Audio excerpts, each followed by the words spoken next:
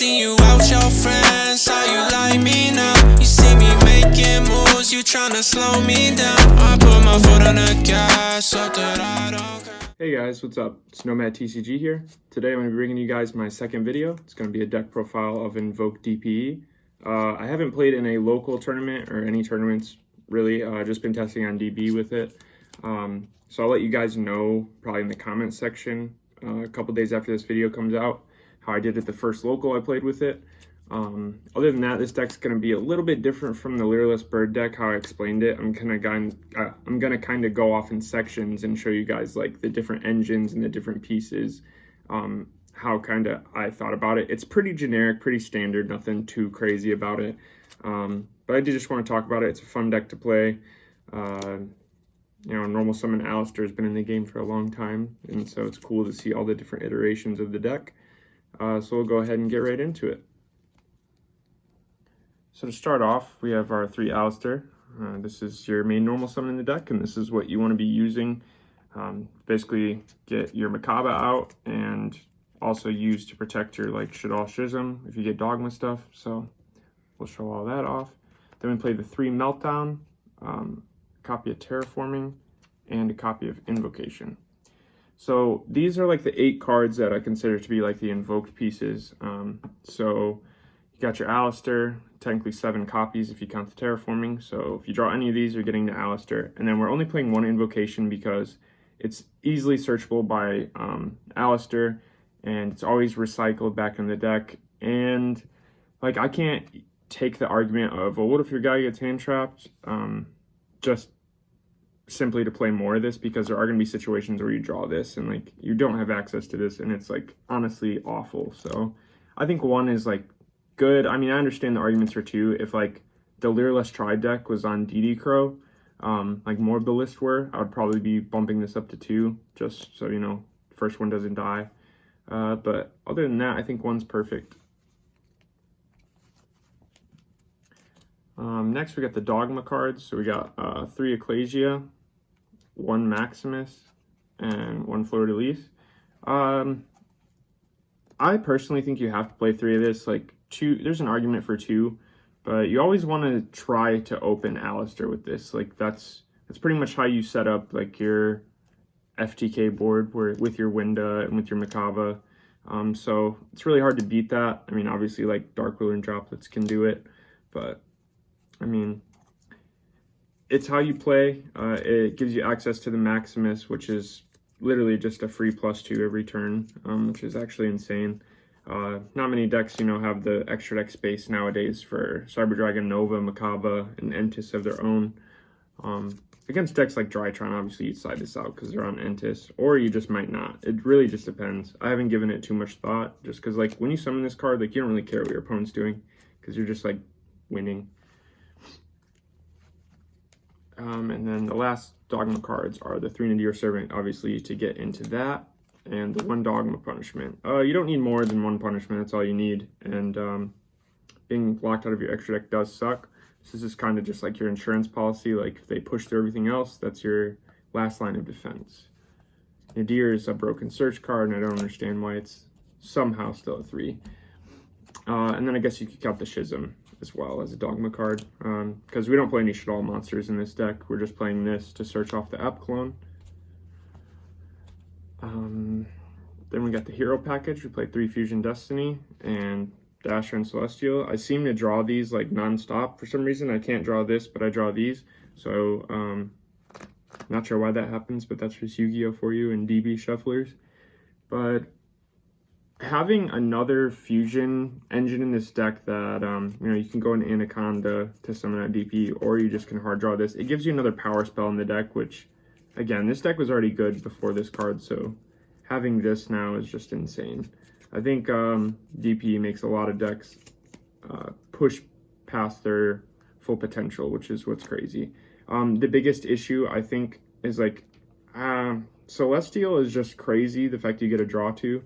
But like, there's almost an argument like your hand's not really ever empty with this deck, because you're always recycling Alistair, and then, you know, hand traps if you don't end up using them. Sometimes you want to hold another power spell. So Celestial doesn't come up in this deck as much as it does like other decks, I think.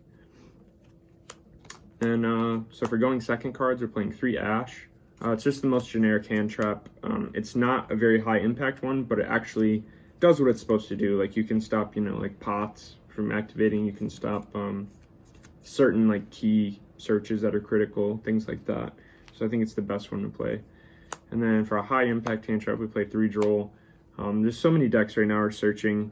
This also gives you access to Invoked Raijin, while this one gives you access to Purgatrio. Purgatrio is just game, and then, you know, with Droll, you can hit Drytron, hit Dragon Link, hit this deck. Other rogue decks too, like Heroes and a lot of other decks need this, like need to be able to search a million times to function. And then we play the 3 Droplet. So that's our last going second card. Technically, like, I don't know. I haven't decided which one is actually better. I think each has their perks, this and Dark Ruler. I think this card just has more utility, as if you go first, you can set it. If they try to run over your guy, you always have this as a backup plan. There is situations where,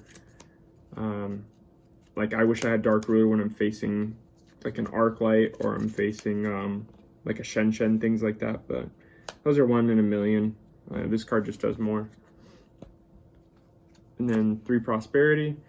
So obviously we can't play Desires in this deck because of the hero stuff, so Prosperity is going to be the card that plays, you know, and lets you dig into your cards to get to your Alistair, to get to your Dogma stuff. So this card's really, really important.